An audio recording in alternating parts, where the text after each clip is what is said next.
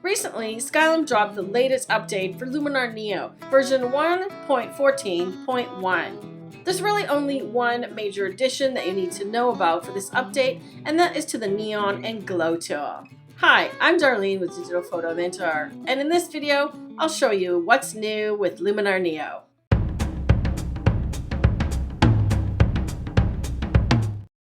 Before I open up Luminar Neo, let's just take a look at the list of what's new.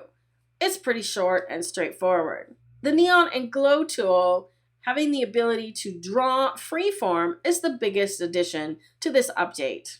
Skylum has also said that there have been improvements to working with brushes, specifically when you're working with the toning tool and dodge and burn. I can't really tell a difference, and it's not really something I can demonstrate, but give them a try and see if you notice an improvement. And as always, there are several bug fixes for both Mac and Windows. If you'd like to read the full list of Skylum's notes on this update, I'll put a link to the page for you in the description area below. So let's get right to it and jump to the Neon and Glow tool. When you open it, you'll still see the same three tabs that were there before: Neon, Glow, and Masking. But now, under the Neon section, you'll see there are two options at the top.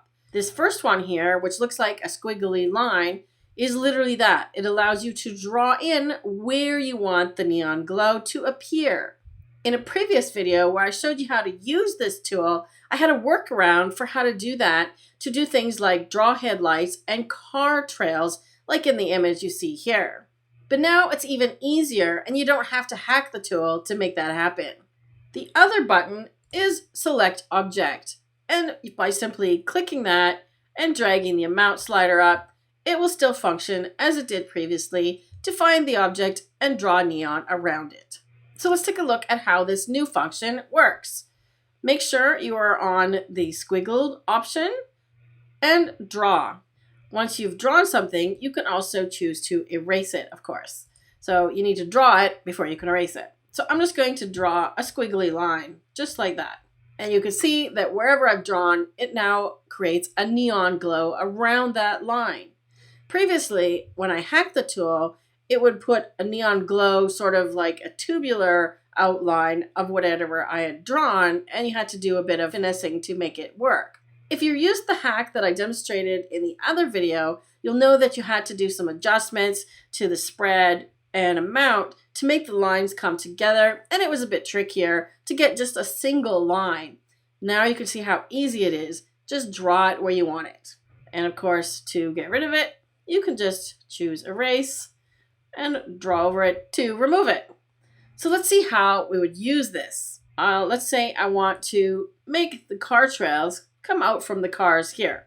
So I'm going to make more tail lights. So I'm going to click on the car tail light here. Then you need to know the little trick of shift click. So if you hold down the shift key and move your mouse to the edge or wherever you want the line to draw, if you hold shift and then click, it will make a straight line between those 2 points for you. Now I can just adjust the color to something more tail light-ish, and the spread to make it a little bit more realistic.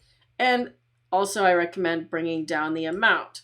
Now you can see that I've got something that looks really realistic in terms of glowing taillights.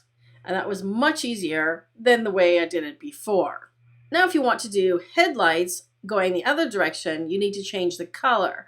So just close the tool, open it again, and proceed to draw in some headlights. I'm going to do one like this and choose a yellow-ish color, something like that. Now, the cool part is that the headlights wouldn't be in front of the sign, right? So I can just simply use the Erase tool, use the square bracket keys on your keyboard to resize your brush. If you're not familiar with keyboard shortcuts, you can download my free PDF keyboard shortcuts cheat sheet. I'll put a link to that in the description for you below as well. So now I'm just going to erase where the column is so that the light is going from behind. So let's do something like that. So now it looks like, realistically, the headlights proceed behind the column. I'm going to show you one more thing you can do with it on this image. Once again, I'm going to draw. Let me zoom in a little bit to the sign. And I want to just draw around these outside lights here. Now, if I had my Wacom tablet plugged in, it would be much easier to draw a nice straight line. But I'm doing my best here. Oh, see, that was not perfect. My line's a little bit squiggly, but you get the idea. So then I want to have an orange color and fade it out. And for this, I want it just barely glowing around number 6. And I could go and fix this if I want to redraw that. Just erase it and give it another go, like so. Then I'm going to come around the other side and the top, like this. Here's the before and after. Can you see what it's doing? It's adding a nice glow around the lights just to enhance it a little bit. When we look at the full image, it looks pretty believable in the before and after. Another thing you can do is to draw shapes. So let's try an example on this image. I'm going to start here and do one click there, shift click here. Let's go up here and back to connect the triangle. Now, of course, the same challenge exists, is that the triangle is in front of him. So if we want to make it look like it's behind him, I just need to use the erase tool. So erase, go to the edge of his arm, like so. And if you erase too much, of course, you can just draw it back in. Let's erase over top of his body. And I'm going to do this wrist as well. Now, when we zoom out, it looks like the triangle is sort of fitted in with his body. So you can use the draw and erase to create shapes that interact with your subject. So let's address the elephant in the room, shall we? When are you going to actually use such a tool like this? Well, honestly, I can't see myself creating an image like this. It's just not really my style of photography. However, I can see myself using it on night photos. In the previous video, I demonstrated how to add more car trails to an image like this as well. Now, it's even easier. This is something that I may choose to do on my images. Again, I'll have to see how it plays out. But it's really easy to do. So I can just draw a line. Let's just create a red one. I'm just going to do a straight one to start. Make the color and set the amount. The most important part when you're doing this is setting the amount slider. Keep it really low. I have mine all the way down to between 3 to 6. And you can see that it adds a nice glow without looking fake. That is your goal. Now I can just add more lights as I desire. So I can just draw in more car trails, like so. Keep in mind that when you overlap the lines, you may get a bright spot. So just be careful of that. See that here? Likewise, if I want to draw more headlights, just close the tool, open it again, set it to a yellow color, got my amount down low, and then just start drawing. A little bit too saturated to match. See how I'm dialing the whiteness up a little bit? Because I want it to match in well with what's there already. See, now it's crossing the lines, so I'm getting a bit of a brighter spot here. So you just have to be careful or mask it out. In this case, instead of erasing using the erase bit here, because if I try and erase it, it ends up getting rid of the whole line. So I'm just going to do undo, and instead I'm going to use a brush and the masking tool and just a lowered opacity and just brush over that area that I want to erase or make not so bright. And that works a little better. See that?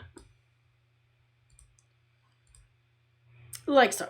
And then of course I can use the same tool to draw in anywhere I want to add some additional light, like up here,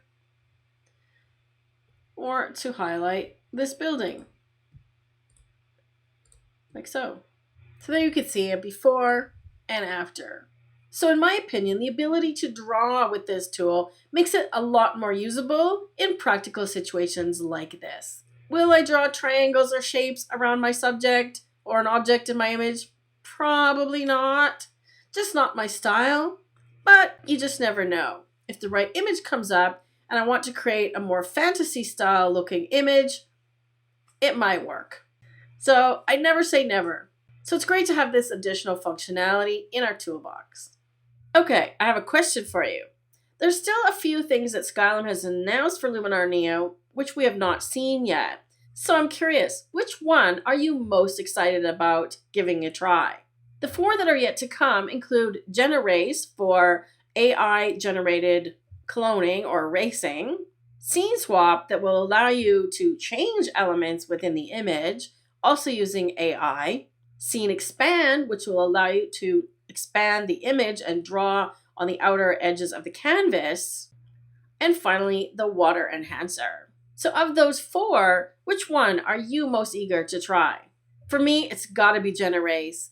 The most common reason that I use the erase tool or the clone tool in my images is to get rid of unwanted stuff. So I'm really keen on seeing what that tool can do. So drop a note in the comment area below and let me know which one you're most excited to try. One important thing I want to mention here is that in order for you to get all these new tools, you must have either a current subscription to Luminar Neo or the Creative Journey Pass. If you need to update Luminar Neo from an older license, use my discount code DPM10 and you'll receive 10% off your purchase. I recommend the subscription over the Creative Journey Pass because with the subscription, you'll also get any new extensions. But if you prefer to own the program as opposed to having a subscription, then get the Creative Journey Pass and you'll have access to all of these new tools. If you enjoy my teaching style, check out Luminar Neo, the complete course. I developed this course right from the very beginning of Luminar Neo, and it's always being updated to have all of the current tools included. You even get my raw files to practice with. If you want to do more learning here on YouTube, click on one of the videos on the screen now. Until next time, keep practicing your photo editing, and I'll see you soon.